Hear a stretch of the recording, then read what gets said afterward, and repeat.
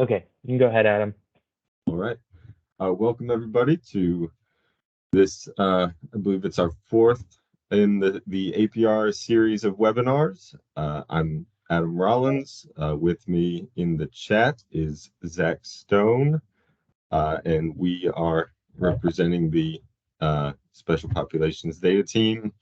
Today we're going to be talking about APR Indicator 4, which is focused on discipline, student discipline.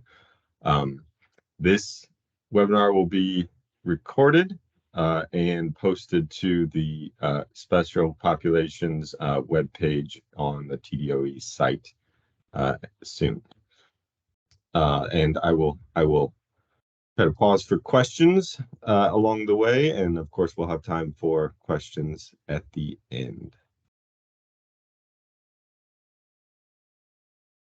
So I just want to pause for a second and mention the strategic priorities. We what that is about. We're just a few. On the data team, we manage the Easy IEP Ed Plan system, and the ultimate goal is that you have access to student data that you need in order to make sure that all students have access to a high quality education, no matter where they live. And that you can serve the academic and non-academic needs of all students in their career pathways. We are focused on APR indicators that involve the local LEA determinations. This is all mandated under the Individuals with Disabilities Education Act. The state is required to monitor LEA implementation on various indicators, and LEAs earn points on each indicator by either meeting the target or demonstrating year-to-year growth or improvement. And the total weighted points earned are divided by the total possible weighted points to make the overall LEA determination. And as I said, today we're just talking about two of those indicators, Indicator 4A and Indicator 4B, both of which deal with significant discrepancies regarding student discipline. We'll talk about each one in depth here. So starting with Indicator 4A, this is a significant discrepancy for children with IEPs. So that is defined as a significant discrepancy in the rate of suspensions and expulsions greater than 10 days in the school year for children with IEPs. And so the source of data that we're using for this is the discipline data that gets entered into your LEA's SIS program, your Student Information System, which then connects to the statewide system, which is called the EIS. That data is pulled by the TDOE's data use team, and it's posted publicly in aggregate form for the report card and other postings on our data downloads page. But we use that student level file and merge it with data that we pull out of Easy IEP in order to calculate a rate ratio for each LEA. The rate ratios are calculated by generating the generating the rate at which students with IEPs are being expelled or suspended for more than 10 days in that LEA. We divide that by the state's overall rate of students with disabilities being expelled or suspended for more than 10 days.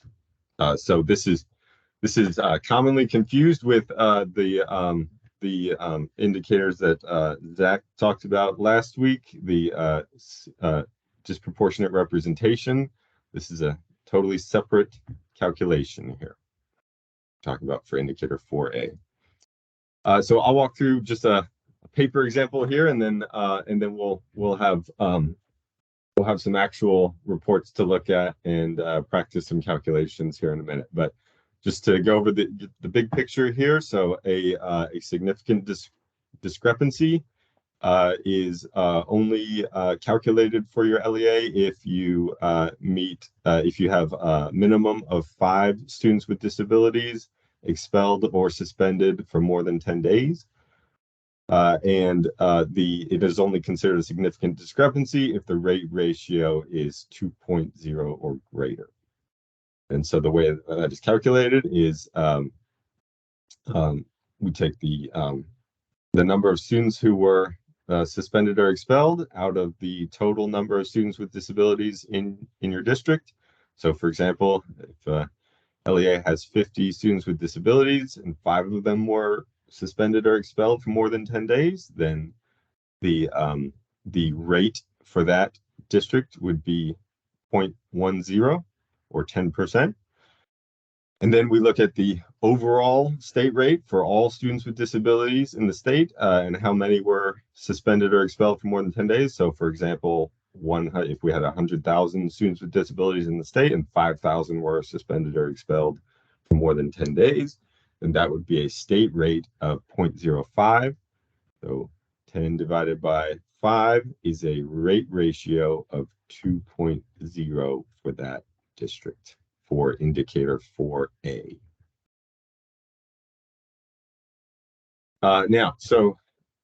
Monitoring this in your own district requires the use of some different reports. The first thing would be to obtain a student disciplinary actions report from if you yourself have access to EIS data reports. I'll show you where you can pull that down from that application, or you may need to just contact your district's SIS or EIS administrator and just ask them for the student disciplinary actions report for whatever school year you're wanting to look at. And then once you get that report, and I'll show you this in a minute with an actual example, but you'll want to apply filters so that you're looking at only with students with disabilities and that you're only looking at out-of-school suspension and expulsions. And then once you've limited to those students, then you'll want to, you're basically wanting to add up the number of days between it's called the DA begin date and the DA end date. It stands for disciplinary action begin date and disciplinary action end date. You're wanting to add up the total number of days there, and then you're going to have to subtract weekends and non-instructional days. So you might need to look back at your district calendar and look at what days were in-service days or snow days or holidays to make sure that you are excluding those days if you want to be as accurate as possible. And I should say, you want to think of this while you're trying to calculate this for your own district. You're going to want to think of it as just an estimate of what your final numbers will be. When we crunch these numbers at the state level, we are merging it with code and checking for not just is the student identified with listed as having a disability, but did that disciplinary action actually occur while the student had been identified with that disability? So when was the student actually referred and made eligible for a disability? And we're considering that as well. So you'll want to if you want your estimate to be as accurate as possible, you'll want to consider those things as well. But it depends on how much time and how much time you're able to put towards this. So I'm going to try to show a couple different things. So bear with me.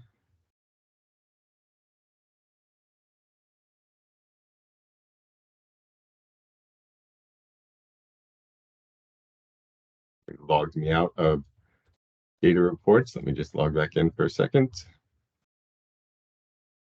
Okay.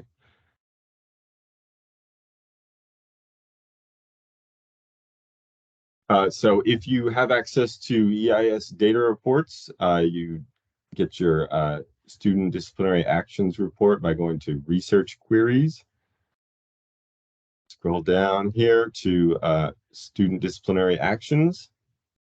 And then you want to select the school year and your district and select all schools if you want to see the whole district in one report. And then when you click view report, you can actually download it as a spreadsheet. So let's look at an example of what that would look like. So this is obviously fake data and just an example of what this student disciplinary actions report would look like. And so, as I said, the first thing you'd want to do is start filtering. So you apply filters to the headers here. You're going to want to look at students who have a disability type that is a federal category. And so if you're using this EIS report, unfortunately, they only list disabilities by their number. So it's handy to know that number 3 is gifted, which is not a federal category, and number 16 is functional delay, which is not a federal category. So you want to exclude those. And you'd also want to exclude any blanks because those are students that do not have any disability. So that way you filtered it down to only students with a federal disability type. And then you want to go over here to disciplinary type and filter out in-school suspension and remand. So you'd only keep E and S, which is expelled and out-of-school suspension. And then now you've identified the population that you're looking at here of students with expulsion or suspension and students with disabilities. And then one formula I found in Excel that can actually be very helpful here is it's called net work days. So if you type equals net work days and then put in the cells that have the DA begin date and DA end date, those are S7, T7. Then what that formula actually does is it adds up for you the number of days between these dates and it excludes weekends. So you're getting closer to an accurate estimate of how many instructional days. Of course, Excel doesn't know when your holidays or your in-service days or snow days were, so you'll have to consider that as well. But at least you can filter out the weekends that way with network days. And then, so like I said, you'd want to look at each student. So remember that each disciplinary event or disciplinary action is a separate row. So one student could have more than one row. And so you'd want to add up the total days. And so, for example, this student has a total of 14 days, but you'd want to consider this date range here that could have been spring break, where the student was suspended over spring break. And so you'd want to exclude those days, for example, if that was the case. But then you'd want to also look at students who very likely did cross the 10-day mark, so having more than 10 days. So, for example, this student looks like they have a total of 16 days, so that student is probably going to count towards your 5. That would be the minimum needed to calculate a significant discrepancy. But if this was your total data set, and let's say this was a spring break date range here, so if you exclude a bunch of these days, then maybe that student didn't hit 10 days. So if this was your whole data set and you're looking at this and you say I have one student who was suspended or expelled more than 10 days, then you already know that you do not have the minimum of 5, and so significant discrepancy is not going to be a possibility for this data set. But if you had more than 5 and you want to look at how do I calculate my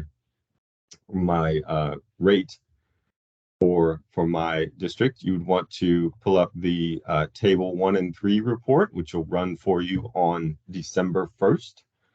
You'll have access to that on December 1st, or you can also get the old PDF version or run an Excel version for any day that you want to look at, but December 1st would be the day each year that we use for the denominator here. So using that table 1 and 3 report, you locate section D, the section D table, which is the total counts disaggregated by race. And for indicator 4A, you're only interested in the total column. So you would, let's say after looking at your student disciplinary actions report, you think you have 10 students who were students with disabilities who were expelled or suspended for more than 10 days. So you then, if you had 10, you would then divide that by the total number of students with disabilities from your table 1 and 3 report, which in this case, in this fake example, is 715.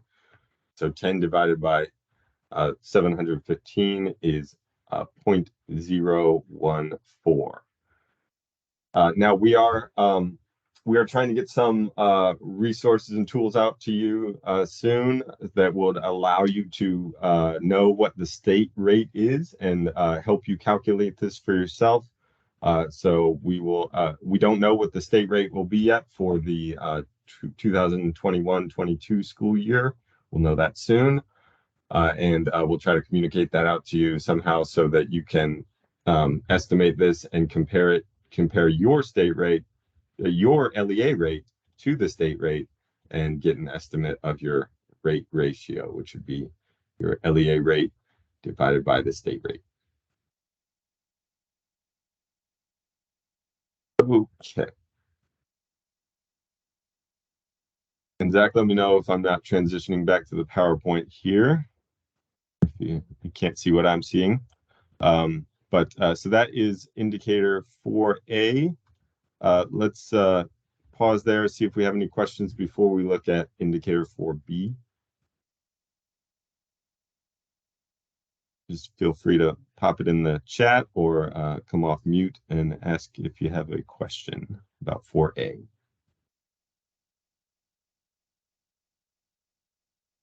Okay, we'll have another chance for questions at the end, so feel free to think about what those would be at the end. Indicator 4B is a significant discrepancy by race or ethnicity for children with IEPs, so it's similar in some ways. Here we're looking at significant discrepancy by race and ethnicity in the rate of suspensions or expulsions greater than 10 days in a school year for children with IEPs, and the policies, procedures, or practices that contribute to the significant discrepancy do not comply with requirements related to the development and implementation of IEPs, the use of positive behavioral interventions and supports, and procedural safeguards. So in other words, simply mathematically having a significant discrepancy is not the only criteria for 4B. It also involves a review of your policies and procedures as well, which you would be notified of once the discrepancy is found, or potential discrepancy is found. But the source is the same as we talked about with 4A. It's the disciplinary data that gets entered into your SIS, your student information system at your district, and then feeds into the statewide data system. It's the same data that's pulled for public reports like the report card. And the calculation is also very similar, except instead of looking at the total number of students with disabilities, we're looking at students with disabilities in each race or ethnicity group. And so, for example, and again, we can run through a more in-depth example after this, but just big picture, you still need a minimum of 5 students with disabilities expelled or suspended more than 10 days in a specific racial or ethnic group in order to meet the criteria for having a significant discrepancy. And then same thing here, the rate ratio must be 2.0 or greater in at least one racial or ethnic group in order to in order to meet the criteria for a significant discrepancy. So for example, if your district has 100 Asian students with disabilities and 5 of them were suspended or expelled more than 10 days, in the same school year, the state has, let's say, 100,000 students with disabilities and 5,000 were suspended or expelled for more than 10 days, then your rate in your LEA would be 5 divided by 100 or 0.05, and the state rate would be 5,000 divided by 100,000 or 0.05.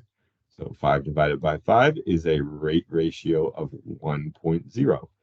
So not at or above the 2.0 criteria. And as I said, this is fairly similar. You'd still want to reach out to your CIS or IES or EIS, sorry, EIS administrator to help you get that student disciplinary actions report, or log into EIS data reports and pull it yourself if you have access. That's the same report you'll use, as we'll see here in a minute. You'll just want to focus on the race and ethnicity columns in that report. And then the other important thing to remember here is that once we calculate these numbers for the whole state and for each LEA, then if you mathematically have a significant discrepancy for 4B, then you'll be notified, and that will be your opportunity to appeal and provide the documentation necessary to determine the rest of whether or not there's a finding for your district. So let me again try to share the example here.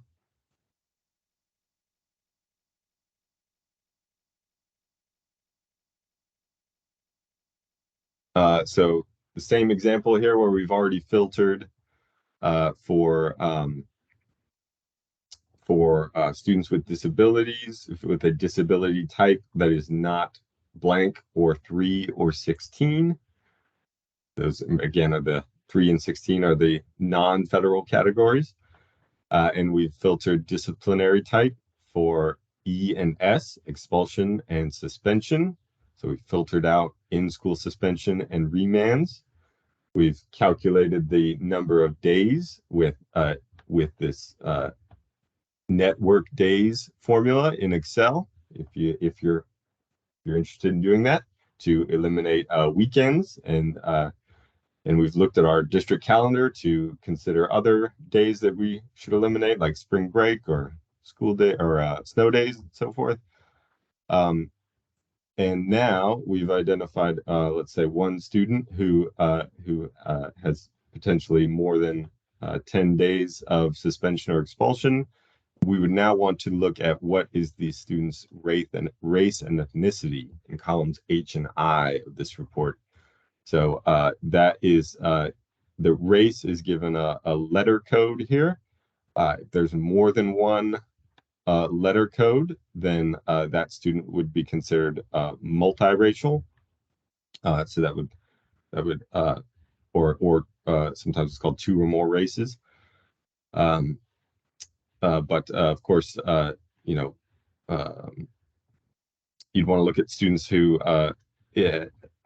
fall into any given race or ethnicity category and add up the total for each.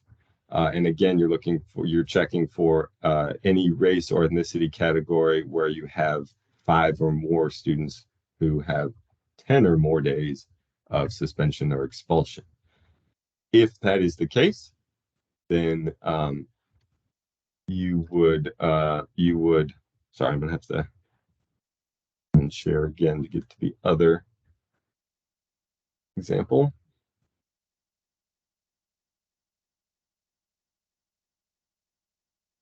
You would then go back to your table 1 and 3 report and go down to the section D table, which is disaggregated by race and ethnicity.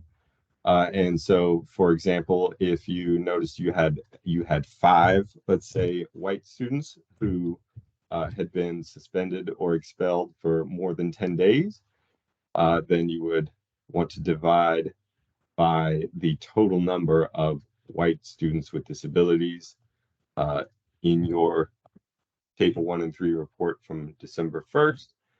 And when we divide 5 by 179, we get 0.0279. And again, this is just a hypothetical example of what a state rate could be.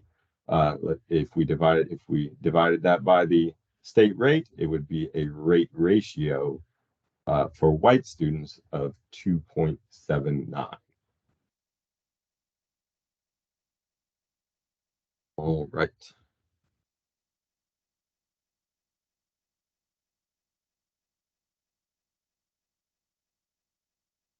Go back to the slides. We'll pause for questions. You can, of course, also reach out to us with questions if you have any. You can reach out to myself or Zach Stone or Sharon Ordway, who's the Easy IEP Help Desk Coordinator, with questions you might have. And while we're waiting for questions, I'll also ask that you take a minute to fill out the feedback survey. We are looking at your feedback and trying to adjust these webinars as we go with the feedback that we're getting. So thank you for that. And I believe Zach's going to put the link to that in the chat, as well as you can use the QR code on your screen if you want to fill that out on your mobile device. And yes, we'll take any questions you have while you're filling that out, either in the chat or just come off mute and ask. Thank you for attending today.